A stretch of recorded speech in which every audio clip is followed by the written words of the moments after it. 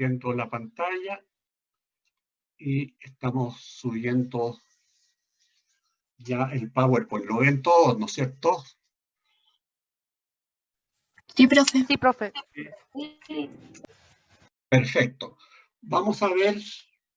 ahora, después de haber visto ya, ¿cierto?, lo que es la concepción del bloque constitucionalidad,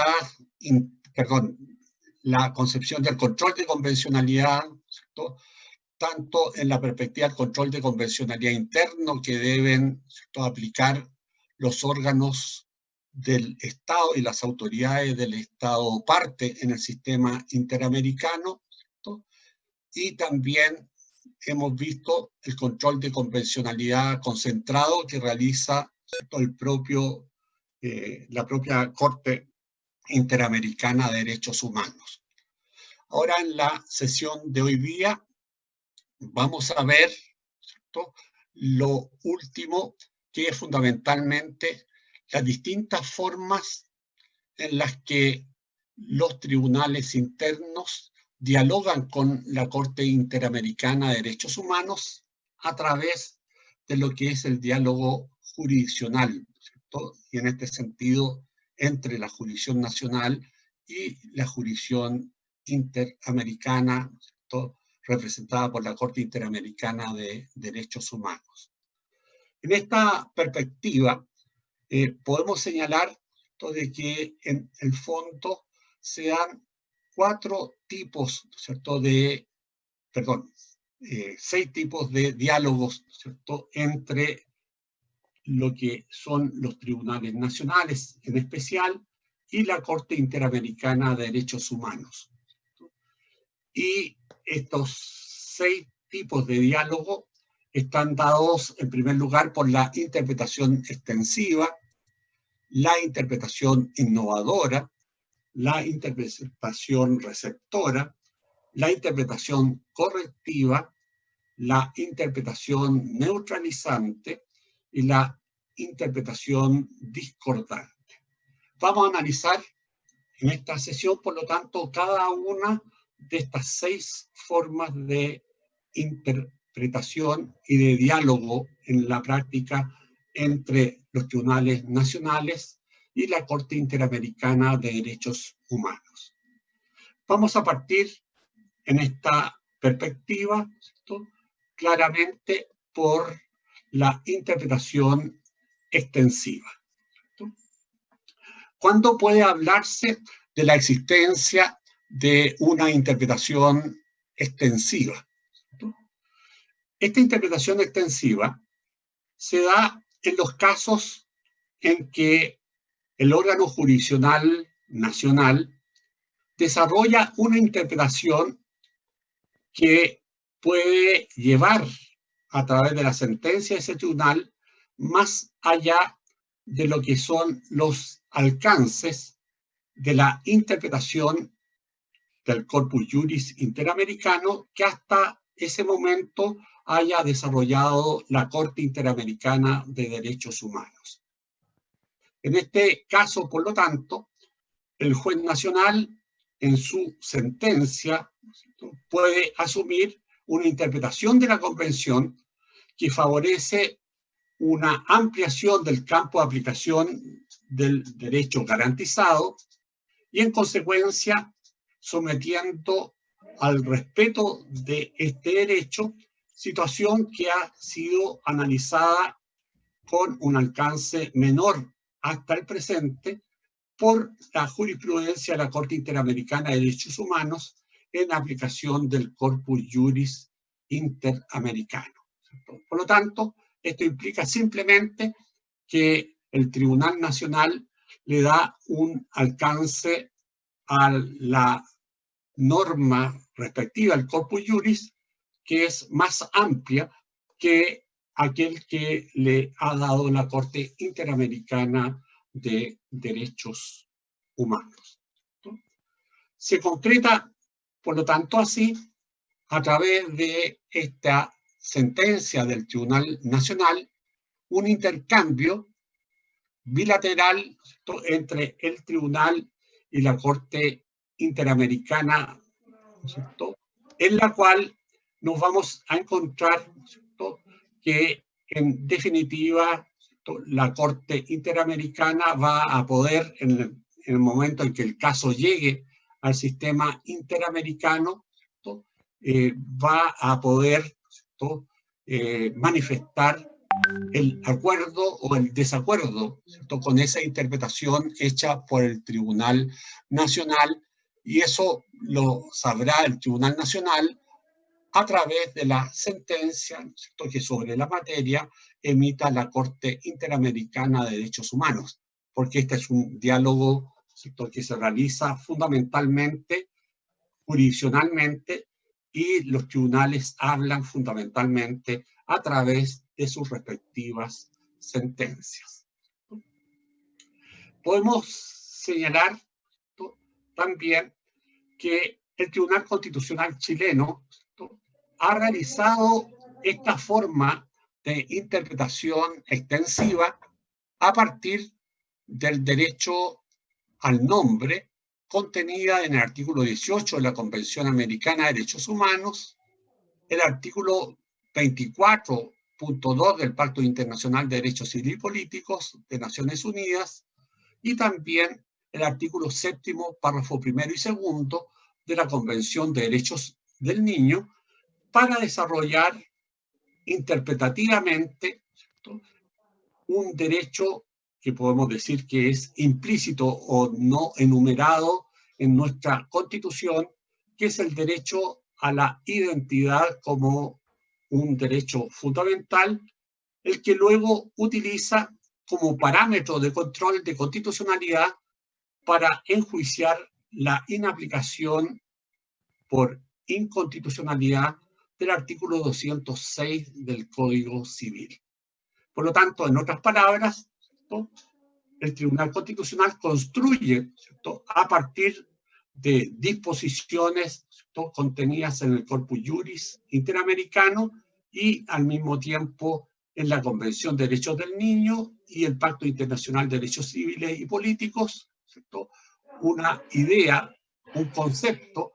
del derecho a la identidad que no tenemos en nuestro ordenamiento jurídico, y a través de esa construcción, ¿cierto?, va a, ¿cierto?, enjuiciar, ¿cierto?, lo que es el artículo 206 del Código Civil, ¿cierto? En este sentido, ese artículo 206 del Código Civil establece fundamentalmente un plazo desde el momento en que fallece, ¿cierto?, fundamentalmente el padre o la madre de una persona, ¿cierto?, que no ha tenido hasta ese momento reconocimiento de maternidad, ¿cierto?, y por lo tanto ese código le pone un plazo determinado desde ese momento del fallecimiento, ¿cierto?, para que la persona requiera, ¿cierto?, dicho reconocimiento. En este caso, ¿cierto?, lo que hace el Tribunal Constitucional es señalar que ese plazo determinado en el artículo 106 del Código Civil para requerir el reconocimiento de paternidad, ¿cierto?, en este caso, es un plazo arbitrario que, por lo tanto, afecta el contenido, ¿cierto?, del derecho a la identidad, que en este caso el Tribunal Constitucional reconoce como un derecho fundamental dentro de nuestro ordenamiento jurídico. Podemos,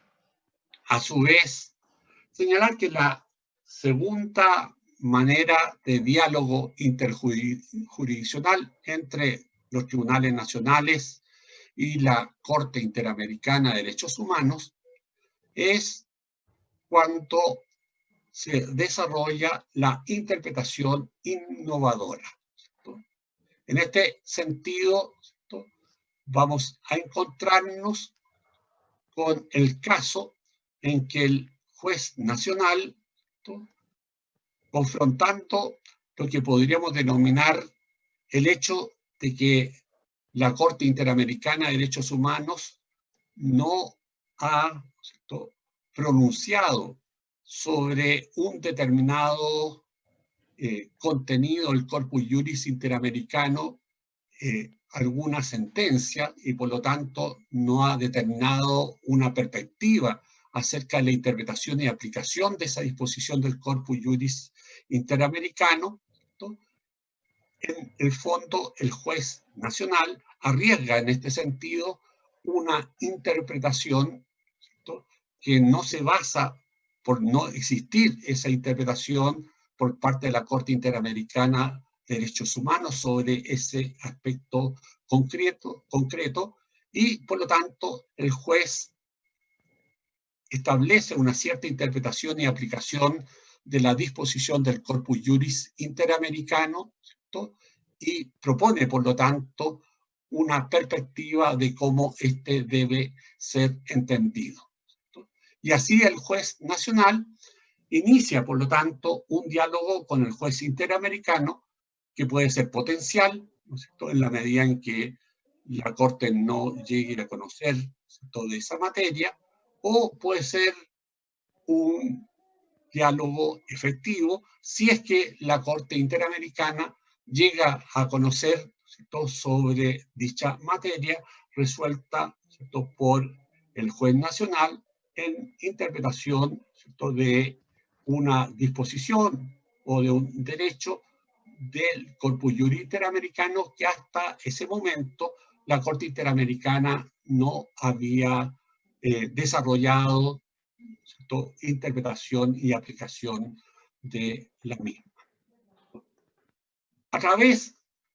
por lo tanto, de esta interpretación innovadora, ¿no es cierto?, que realiza el juez nacional de una disposición de la Convención Americana o del Corpus Juris Interamericano, ¿cierto?, el juez nacional puede otorgarle un alcance más o menos amplio a algún atributo que integra un derecho garantizado por el sistema interamericano, o determinar también, ¿cierto?, con mayor precisión el alcance de una eventual limitación restrictiva de un derecho fundamental, o asimismo, a través de esta interpretación innovadora, puede incorporar métodos y enfoques interpretativos con fundamento en el derecho internacional de los derechos humanos. Por ejemplo, pongamos un par de casos, ¿cierto?, de enfoques interpretativos que en definitiva puede aplicar en este sentido el juez nacional y que proviene de, ¿cierto?, el sistema, ¿cierto?, interamericano, como es, por ejemplo, el principio de proporcionalidad, o puede aplicar a su vez el principio pro homine o favor persona, para solo señalar, ¿cierto?, un par de, ¿cierto?, enfoques interpretativos en materia de derechos humanos que puede utilizar el juez nacional en este tipo de interpretación. El tercer tipo de interpretación en esta materia, ¿cierto?, es la interpretación receptiva de los jueces, ¿cierto?,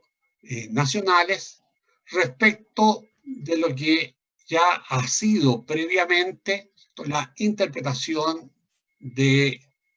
normas de la Convención Americana, o más ampliamente el Corpus Juris Interamericano, sobre el cual ya se ha pronunciado previamente, ¿cierto?, la Corte Interamericana de Derechos Humanos. En esta perspectiva, la interpretación receptiva de los jueces nacionales es aquella que se conforma, por lo tanto, ¿cierto?, que se adecúa, ¿cierto?, a la ratio decidendi de las sentencias de condena, ¿cierto?, que ha pronunciado la Corte Interamericana de Derechos Humanos a otros estados partes de la Convención Americana por violación de ella o de principios que eventualmente hayan sido establecidos en opiniones consultivas, tomando la iniciativa de asumir tales principios en su propia jurisprudencia, sin esperar que el Estado, ¿cierto?, sea condenado por violación del Corpus Juris Interamericano para hacerlo.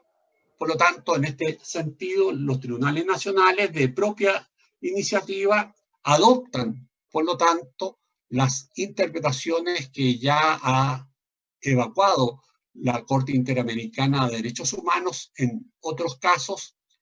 estableciendo cuál es el sentido y alcance de esas disposiciones. Y por lo tanto, los jueces nacionales, conociendo ya la existencia de esa interpretación y aplicación por la Corte Interamericana, la asumen, ¿no? En su propio ordenamiento jurídico, ¿cierto? Y de esta manera, ¿cierto?, concretan lo que podemos denominar una interpretación receptiva. Veamos algún ejemplo de esta interpretación receptiva, ¿cierto?, que realiza los jueces nacionales, ¿cierto?, en materia, ¿cierto?, de disposiciones, ¿cierto?, ya interpretadas y aplicadas por la Corte Interamericana de Derechos Humanos. Vamos a citar en este sentido una sentencia de la Corte Suprema, la sentencia ROL 11.872 del año 2014, ¿cierto?, que en definitiva la sentencia como tal, ¿cierto?, es emitida, ¿cierto?, en mayo de 2015. ¿Quién nos dice en este sentido la Corte Suprema? En este sentido, la Corte Suprema nos dice que quien ha de tener presente las circunstancias del caso, puesto que debe ponderar los hechos objetivos de la sustanciación del proceso a fin de adquirir convicción en torno a la existencia de elementos que permitan entender que ha tenido lugar una dilación inexcusable. En este sentido, por lo tanto, lo que va a tratar de resolver la Corte Suprema a través de este caso, ¿no?, es si hay o no dilación indebida, ¿no?, o inexcusable en lo que es la dictación de una sentencia, ¿no?, dentro del ordenamiento jurídico interno, ¿no? Y para determinar si ha habido o no dilación, ¿cierto?, inexcusable en la dictación, ¿cierto?, de una sentencia interna, nos dice que para ello deben considerarse aspectos tales como la complejidad del asunto, la diligencia de las autoridades judiciales, la actividad procesal del interesado, tal como lo ha señalado el Sistema Interamericano de Protección de Derechos Humanos. Entonces, lo que hace la Corte Suprema en este caso es que, como ya ha habido pronunciamiento en varios casos de la Corte Interamericana de Derechos Humanos sobre lo que es la dilación indebida en el dictado de un fallo, ¿cierto?, la Corte Suprema adopta esos criterios ya determinados por la Corte Interamericana para comprobar si efectivamente se dan esos elementos en el caso que tiene que resolver y, por lo tanto, en este sentido, va a aplicar los criterios que ya ha determinado, ¿cierto?, la Corte Interamericana, como en la complejidad del asunto, ¿cierto?, la diligencia de las autoridades judiciales y la actividad procesal del interesado, vale decir, de aquel que reclama, ¿cierto?, la existencia de una dilación indebida, ¿cierto?, y para ello va a tomar estos criterios de los casos ya resueltos por la Corte Interamericana, como es el caso Jenny Lacayo con Nicaragua, ¿cierto?, de 1997, ¿cierto?, el caso CBABP, digamos, ¿cierto?, se trata por lo tanto de un menor de edad, en la sentencia 26 de septiembre de 2006, ¿cierto?, y a su vez del caso CZ versus Colombia, en sentencia de julio también del año 2007. ¿Cierto? Y de esta manera, por lo tanto, la Corte Suprema, siguiendo la jurisprudencia de la Corte y tomando los criterios que tiene la Corte Interamericana para determinar cuándo hay dilación debida, la Corte Suprema chilena resuelve, ¿cierto?, el caso de acuerdo con esos criterios ya determinados previamente por la Corte Interamericana de Derechos Humanos. Un segundo caso de interpretación receptiva es cuando el juez nacional puede fundamentalmente ampliar algunos atributos y garantías de los derechos fundamentales que están considerados en el texto de la Constitución en base a los estándares mínimos fijados por la Corte Interamericana de Derechos Humanos, dejando así su huella sobre el derecho interno, completándolo o aplicándolo, ¿cierto? En este caso, preferentemente el estándar mínimo convencional y de esta manera superando eventuales situaciones de inconvencionalidad. Podemos, en este sentido, señalar la sentencia ROL 2743 del 2014 de inaplicabilidad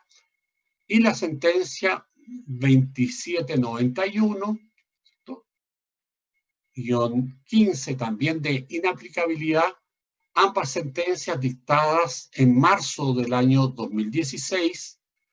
y cuyo considerando 38º nos señala lo siguiente: que el derecho a recurrir del fallo ante juez o tribunal superior está recogido en el artículo 8º, letra H, de la Convención Americana sobre Derechos Humanos. Esta garantía, sustentada en precisiones en cuanto a procedimientos que involucren niños y adolescentes,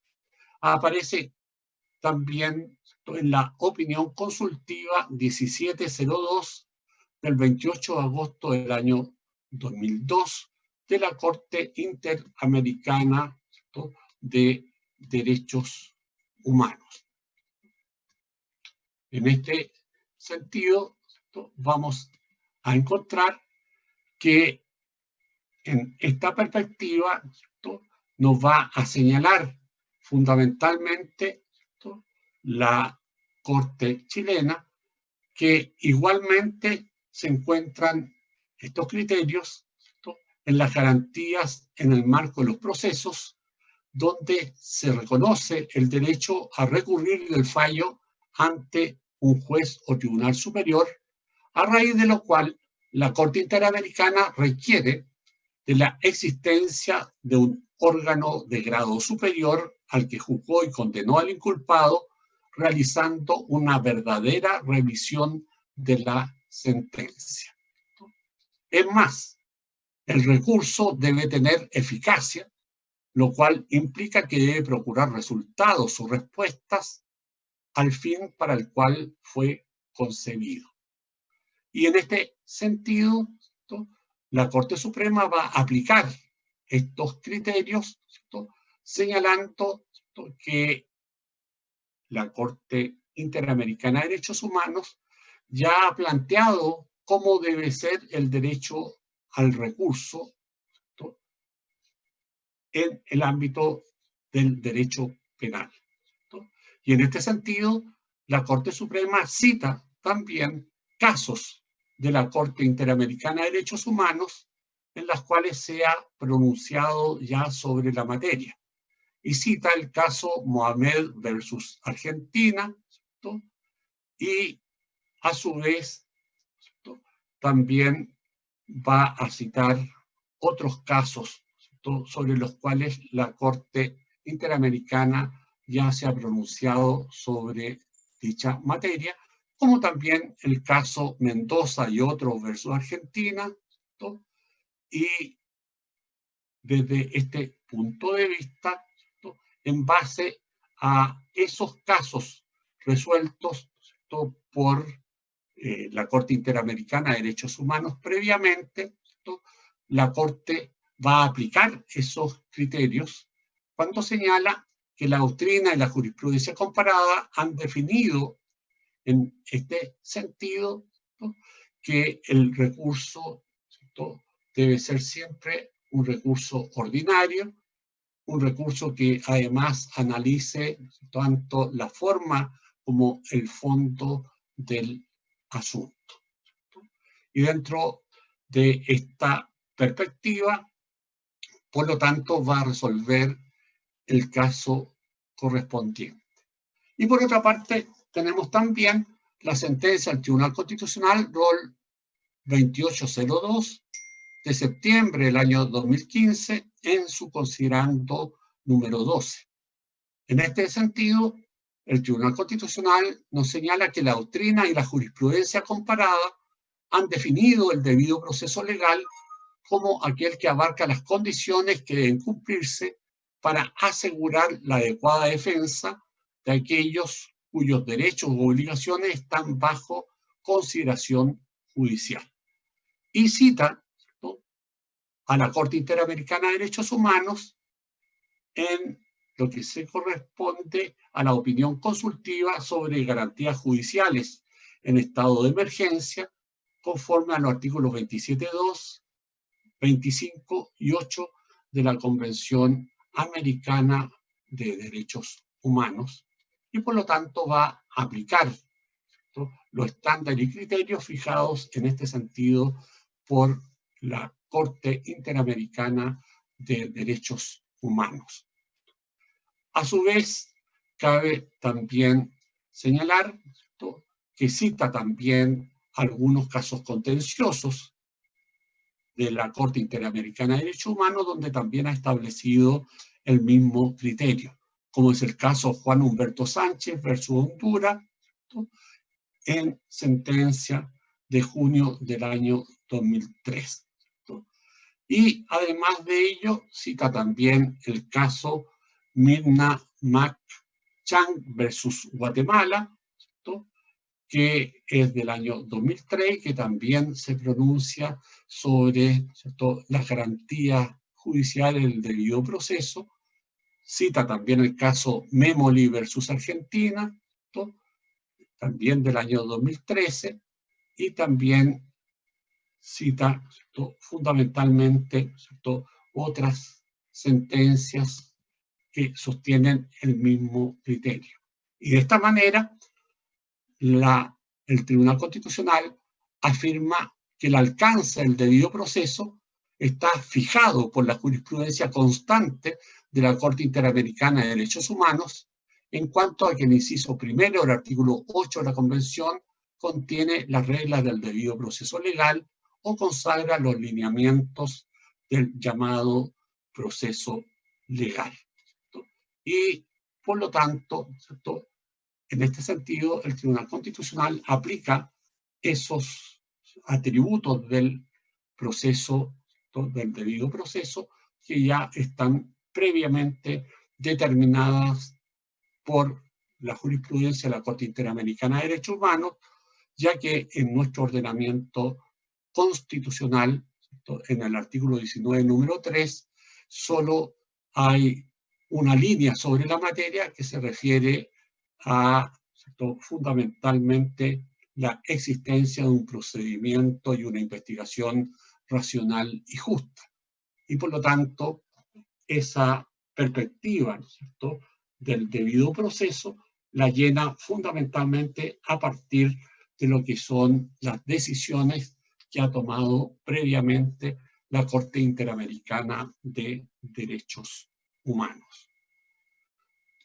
Si seguimos todavía en la perspectiva de la interpretación receptiva, podemos señalar que también el juez nacional puede aplicar principios interpretativos que han sido extraídos de la jurisprudencia de la Corte Interamericana de Derechos Humanos, como lo ha hecho tanto la Corte Suprema como el Tribunal Constitucional en esta materia. Así, tanto la Corte Suprema como, ¿no?, el Tribunal Constitucional han aplicado el principio favor persona, ¿cierto?, que se encuentra dentro de la perspectiva de las reglas de interpretación, ¿cierto?, de la Convención Americana sobre Derechos Humanos, ¿cierto? Aplica también el principio de progresividad en materia de los derechos, aplica también el principio de proporcionalidad, ¿cierto? Siguiendo también en este sentido, ¿cierto?, los elementos de dicho principio que han sido aplicados por la Corte Interamericana de Derechos Humanos. Tenemos, por otra parte, lo que podemos denominar, ¿cierto?, la interpretación receptiva, ¿cierto? Y aquí vamos también en esta interpretación receptiva señalando, ¿cierto?, algunos casos en que el Tribunal Constitucional ha efectuado la aplicación del principio favor persona, ¿cierto?, que, como ya hemos dicho, está contenido en el artículo 29, literal B, de la Convención Americana de Derechos Humanos, como ya hemos visto, ¿cierto? Y ello ha sido aplicado en diversas sentencias por parte del Tribunal Constitucional, como en la sentencia 1361 de 2009, en la sentencia 1484 de 2010, ¿no?, en la sentencia 1881 de 2011, ¿no?, y también ha aplicado en esta perspectiva también, ¿cierto?, el tema de la apología al odio, tal como en definitiva lo ha aplicado también la Corte Interamericana de Derechos Humanos, y en este caso ha asumido la doctrina de la Corte Interamericana de Derechos Humanos en la sentencia 567 del año 2010, ¿cierto?, para solo señalar algunos casos concretos en que han sido aplicados estas perspectivas, ¿cierto?, por el Tribunal Constitucional chileno. Luego tenemos la interpretación correctiva, ¿cierto? La interpretación correctiva se desarrolla, ¿cierto?, cuando los jueces nacionales sacan las consecuencias de una condena por parte de la Corte Interamericana de Derechos Humanos al caso que es, ¿cierto?, el Estado parte en el mismo. Lo que genera, en este sentido, en la medida en que los jueces nacionales, ¿cierto?, conocen del fallo en que se condena, en este caso, ¿cierto?, pongamos claramente el caso de Chile, ¿cierto?, ello a su vez los va a obligar a cambiar la jurisprudencia que ellos habían concretado hasta entonces, ¿cierto?, y por lo tanto van a tener que rectificar su jurisprudencia y van a practicar una interpretación, ¿cierto?, que va a ser conforme al derecho internacional, tal como, ¿cierto?, lo determina en este sentido el fallo de la Corte Interamericana de Derechos Humanos. Así, por ejemplo, en este ámbito podemos encontrarnos, ¿cierto?, con el ejemplo, el fallo Almonacid Arellano versus Chile, ¿cierto?, en que en este caso, ¿cierto?, la Corte Interamericana de Derechos Humanos, ¿cierto?, ordenó dejar sin efecto jurídico las sentencias que habían aplicado, ¿cierto?, el decreto ley de amnistía, ¿cierto?, en delitos de lesa humanidad, ¿cierto?, y desde este caso, que es del año 2006, ¿cierto?, nunca más la Corte Suprema, ¿cierto?, ni los tribunales de justicia, ¿cierto?, chilenos volvieron a aplicar el decreto ley de amnistía, porque ello claramente contradecía, ¿cierto?, lo que era la imprescriptibilidad, ¿cierto?, de los delitos, ¿cierto?, cometidos contra los derechos humanos en, ¿cierto?, la perspectiva de los crímenes de lesa humanidad cometidos por el régimen autoritario militar. Y por lo tanto, desde el año 2006 en adelante, la Corte Suprema siempre, ¿cierto?, ha determinado que ese tipo de crímenes son inamnistiables, ¿cierto?, e imprescriptibles, y por lo tanto ellos deben ser investigados, ¿cierto? Debe determinarse quiénes son los responsables de la comisión de tales delitos y junto con ello, ¿cierto?, determinarle a los responsables de la comisión de esos delitos, ¿cierto?, la pena correspondiente en el ordenamiento jurídico, ¿cierto? Hace pocos días atrás todavía, ¿cierto?, se están dictando sentencias sobre delitos, ¿cierto?, de lesa humanidad cometidos durante el régimen autoritario militar y por lo tanto dictando sentencias en las cuales, ¿cierto?, se determina quiénes son los responsables y por lo tanto la pena que deben cumplir conforme, ¿cierto?, a dicha perspectiva. Señalado, por otra parte, ¿cierto?, podemos decir, ¿cierto?, que esta es la conducta que se espera de los jueces nacionales mediante el cumplimiento de los artículos 1 y 2 de la Convención Americana sobre Derechos Humanos, que ya sabemos que determinan las obligaciones, ¿cierto?, generales que tienen todos los estados partes, ¿cierto?, de respetar y garantizar los derechos por una parte, como lo determina el artículo 1, y luego de adecuar, ¿cierto?, el ordenamiento jurídico interno, ¿cierto?,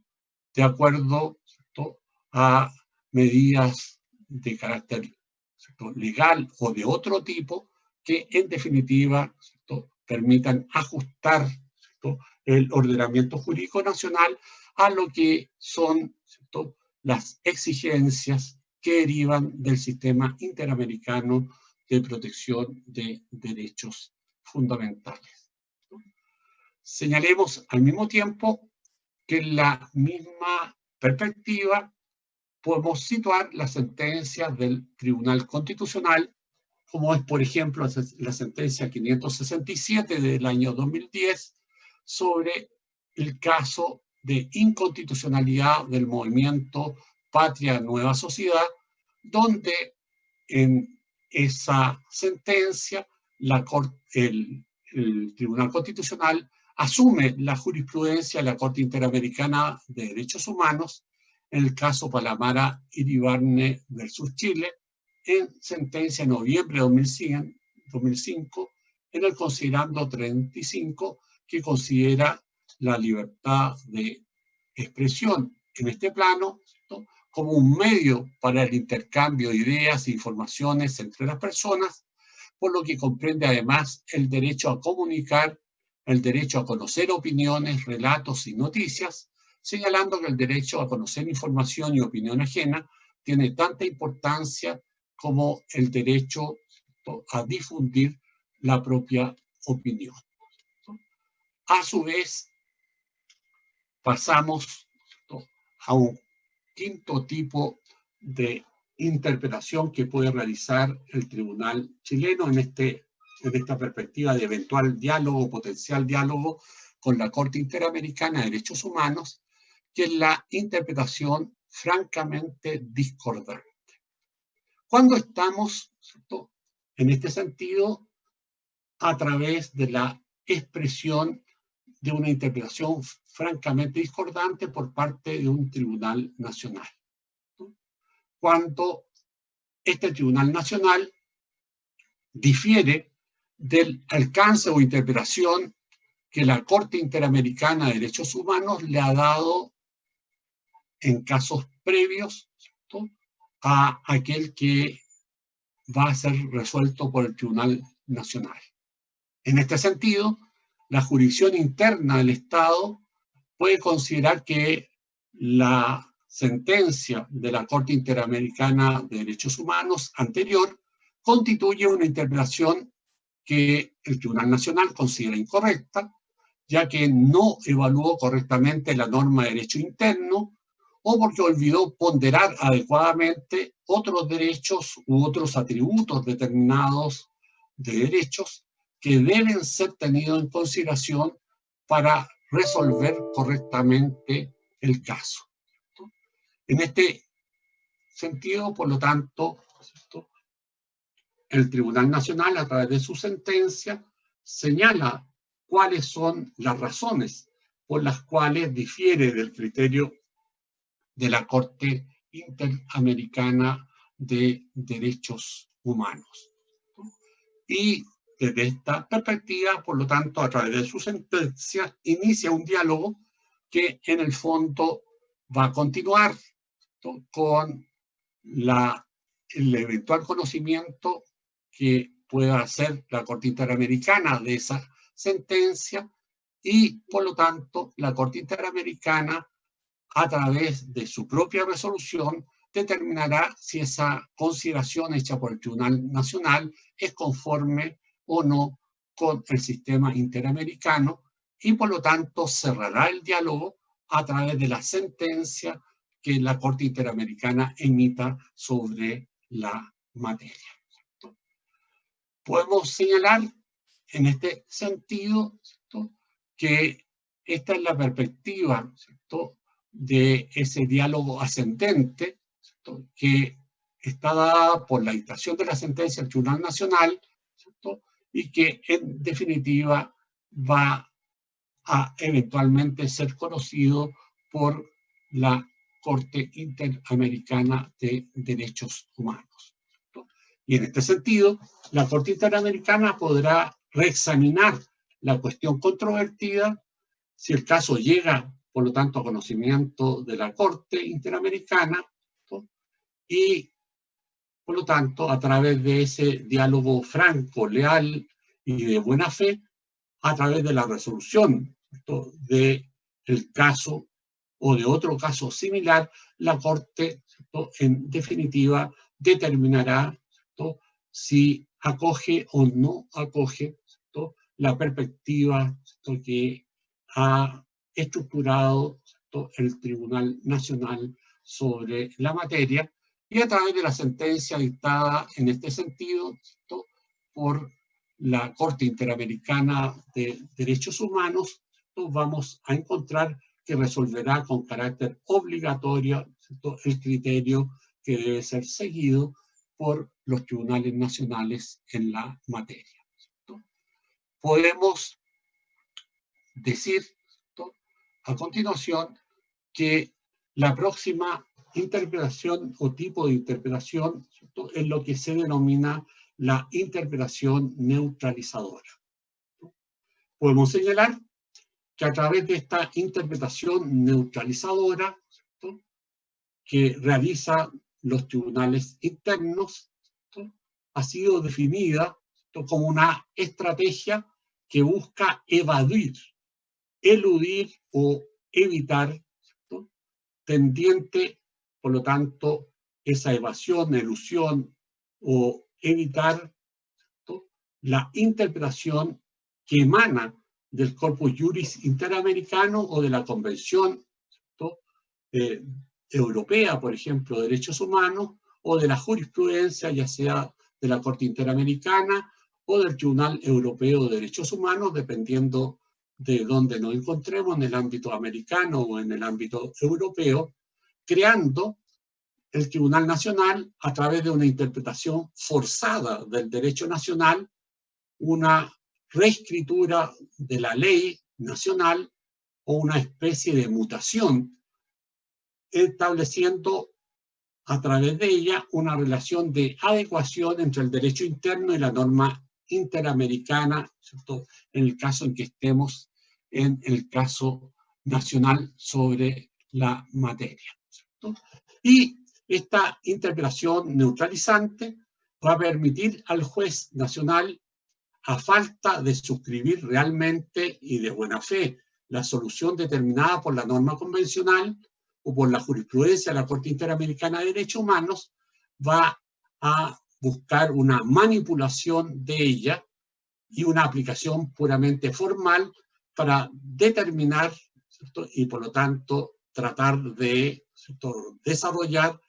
una interpretación que no está conforme con el derecho, ¿cierto?, emanado de la sentencia de la Corte Interamericana para tratar de salvar una disposición, ¿cierto?, de derecho interno que en el fondo entra en conflicto con la Convención Americana de Derechos Humanos, y a través de esta interpretación forzada del derecho nacional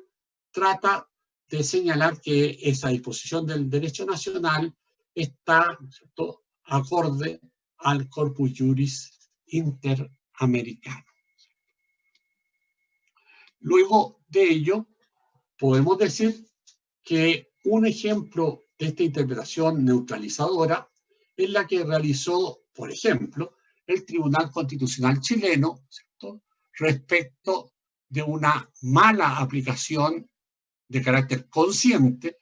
que simplemente ignora la cosa interpretada existente en la Corte Interamericana de Derechos Humanos, en abierto desafío a la misma, dándole un sentido diverso, ¿cierto?, a aquel definido por la Corte Interamericana de Derechos Humanos sobre el derecho al recurso, por ejemplo, ¿cierto?, en el caso chileno. Así nos vamos a encontrar, ¿cierto?, con el caso Aarón Vázquez, ¿cierto?, que en definitiva de enfrentar el Tribunal Constitucional chileno, definir, ¿cierto?, el alcance del derecho al recurso en materia de una sentencia penal, ¿cierto?, sabiendo que sobre la materia ya había un estándar fijado por la Corte Interamericana de Derechos Humanos a través del caso que ya había resuelto previamente la Corte Interamericana de Derechos Humanos en Herrera Ulloa con Costa Rica. Y en este sentido, lo que hace la mayoría del Tribunal Constitucional es señalar que, de acuerdo con el Código Procesal Penal chileno, ¿cierto?, una vez que una persona ha sido condenada, ¿cierto?, por un determinado delito, ¿cierto?, solo puede, ¿cierto?, en definitiva, ¿cierto?, apelarse de dicho delito, ¿cierto?, o declararse la nulidad del fallo, ¿cierto?, primero, y por lo tanto, ¿cierto?, el segundo fallo en este sentido debe necesariamente aplicarse, y sobre este segundo fallo no hay, ¿cierto?, en este sentido la posibilidad de presentar un recurso de nulidad tal como se presentó respecto del primero. Y por lo tanto, ¿cierto?, en este sentido, ¿cierto?, si el condenado no consideró, ¿cierto?, en este sentido inadecuado el fallo de primera instancia y solo, ¿cierto?, fue cuestionado ese fallo por la Fiscalía, ¿cierto?, en definitiva vamos a encontrarnos que el Tribunal Constitucional chileno resuelve, ¿cierto?, que simplemente el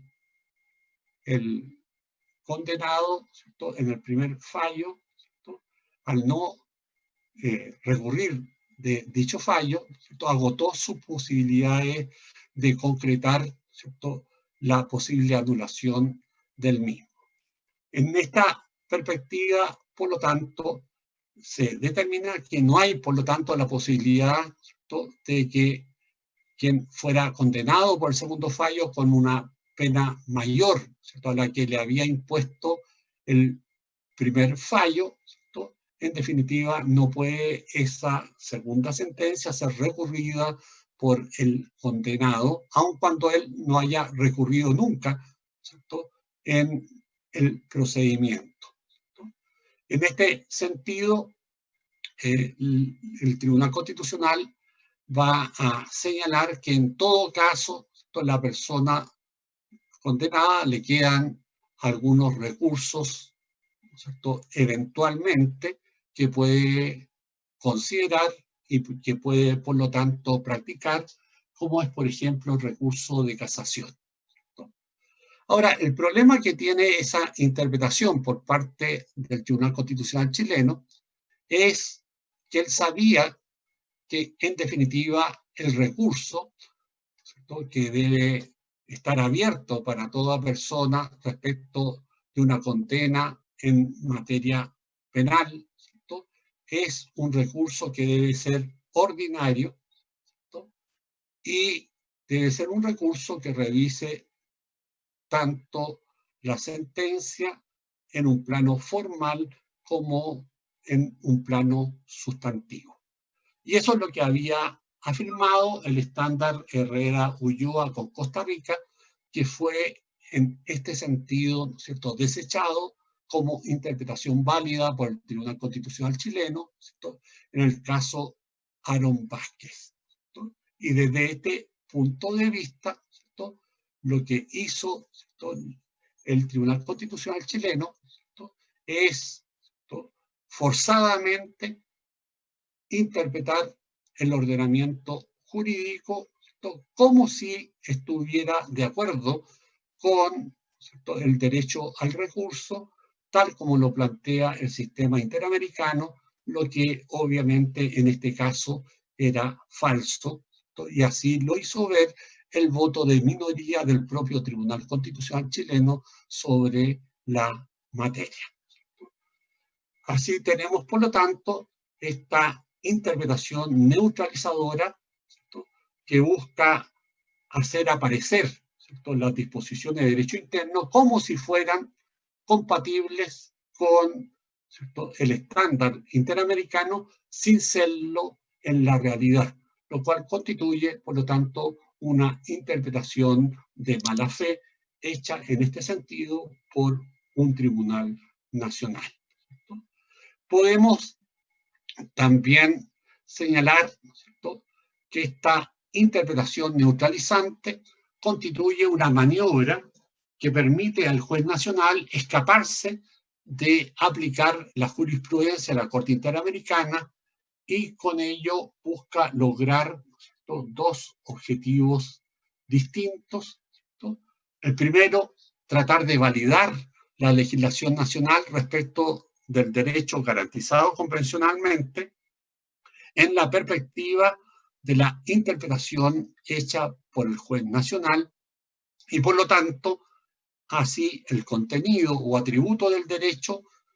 y sus respectivas garantías como estándar mínimo, ¿cierto?, es el que es neutralizado, siendo algunos de tales atributos garantías borrados para permitir preservar artificialmente, ¿cierto?, la norma de derecho nacional que es contraria al sistema interamericano de derechos humanos.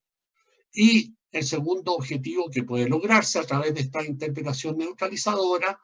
es el pretender el beneficio de un margen de apreciación en una materia en que la Corte Interamericana de Derechos Humanos no reconoce ese margen de apreciación por parte de los tribunales nacionales en la respectiva materia. Por lo tanto, con esto, jóvenes, terminamos, ¿cierto?, el último aspecto de lo que entra, ¿cierto?, en la prueba de la próxima semana, el miércoles de la próxima semana, y por lo tanto tienen todos los contenidos, ¿cierto?, acerca de lo que son las distintas modalidades, ¿cierto?, de diálogo que puede desarrollarse, ¿cierto?, a través de la relación entre las sentencias de las Cortes Nacionales con, ¿cierto?, el inicio del diálogo hacia, ¿cierto?, la Corte Interamericana de Derechos Humanos, y este diálogo obviamente termina, ¿cierto?, cuando la Corte Interamericana de Derechos Humanos dicta, ¿cierto?, una sentencia vinculante para el Estado parte, determinando los estándares mínimos en el marco de los cuales los estados nacionales deben operar e interpretando además, ¿cierto?, como intérprete última, ¿cierto?, y, ¿cierto?, también como la intérprete final del sistema interamericano de derechos humanos por parte de la Corte Interamericana de Derechos Humanos. Bien, dejamos por lo tanto de compartir pantalla y ahora